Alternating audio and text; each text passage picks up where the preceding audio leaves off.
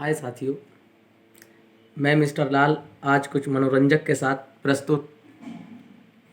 मैं आज सुनाता हूँ आपको एक राजा की कहानी। राजा के यहाँ सभा लगी। उस सभा में राजा ने काफ़ी दूर दूर से व्यक्तियों को बुलाया था और ये बताया, ऐलान किया था कि जो भी हमारे यहाँ आए हुए अस्तबल में घोड़े हैं उनके बारे में कुछ जानकारी बताएगा, उसको इनाम दिया जाएगा।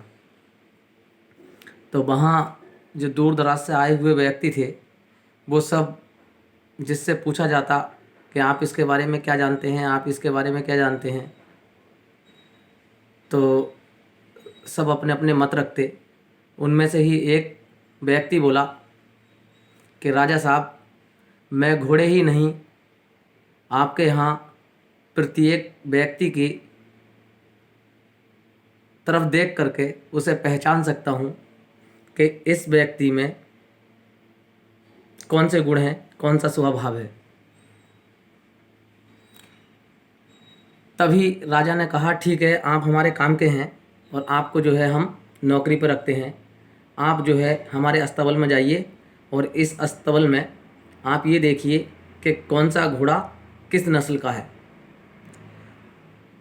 वह व्यक्ति अस्तबल में गया, उसने घोड़ों की सब नस्लों को पहचाना और राजा साहब को बताया। तभी राजा साहब एक नया घोड़ा लेकर के आए और उस घोड़े को काफ़ी कीमत से लेकर के आए थे।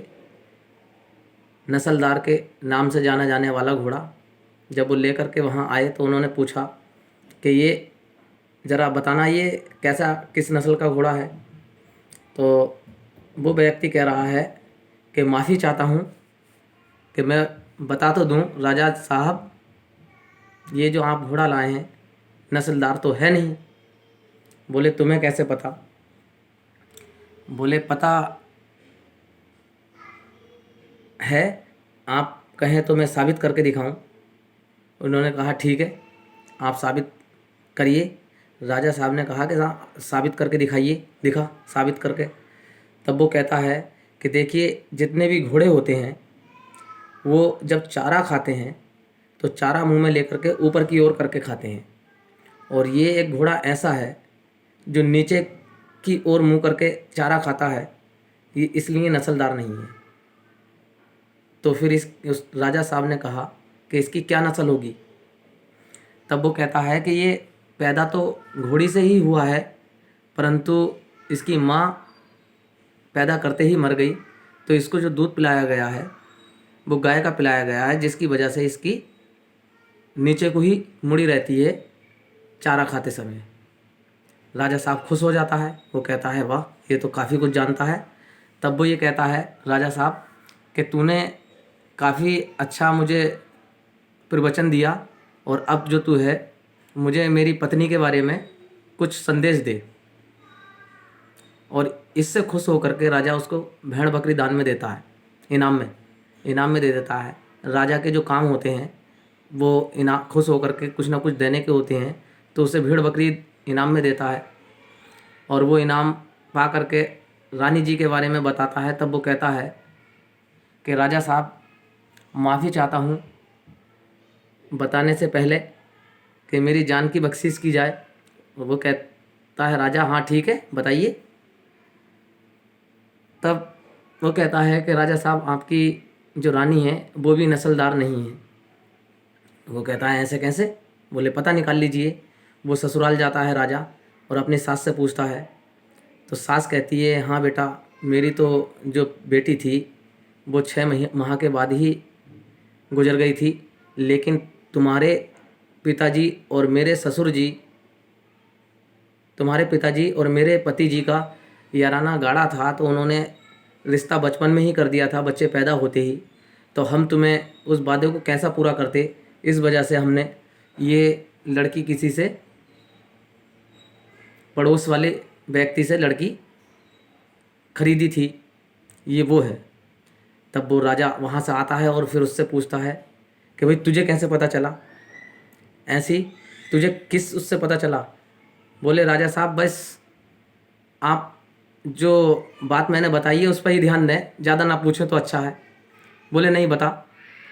तब वो कहता है कि राजा साहब जो ख़ानदानी और परिवार वाली होती हैं वो अपने परिवार में किसी को भी अगर फालतू गलती हो जाए तो बड़े संभाल के बात करके समझाती हैं कि आगे से ऐसी गलती ना हो। लेकिन आपकी पत्नी जब कोई गलती हो जाती है तो नौकरों पर गाली और गलौज देती हैं, तो इससे जाहिर होता है कि ये ख़ानदानी नहीं है। राजा साहब खुश हो जाता है, फिर उसको भेड़ बकरी देता है। राजा साहब एक दिन बीतने के बाद में वो कहता है कि ये सबके बारे में तो जानता है, आज मैं अपने बारे में भी पूछूं। राजा साहब अगले दिन उससे कहता है कि तू जो है सबके बारे में तो बता ही रहा है, आज तो मेरे बारे में भी बता कि मैं राज परिवार का हूँ भी या नहीं। तब वो कहता है राजा साहब आप जो है मुझसे इस बात को ना ही पूछे तो बेहतर है, कि नहीं तुझे बताना पड़ेगी। तब वो राजा साहब से कहता है कि मेरी जो जान की बख्शीश है वो मुझे दी जाए तब मैं बताऊं। तो वो राजा साहब कहते हैं ठीक है, तुझे हमने जान की बख्शीश दी। तब वो कहता है कि राजा साहब आप जो हैं राज परिवार से नहीं हैं। वो कहते हैं कैसे? तो बोले अपनी माता जी से पूछिए। जब माता जी से पूछा जाता है तो माता जी से जब पूछते हैं तो माता जी कहती हैं कि हाँ बेटा,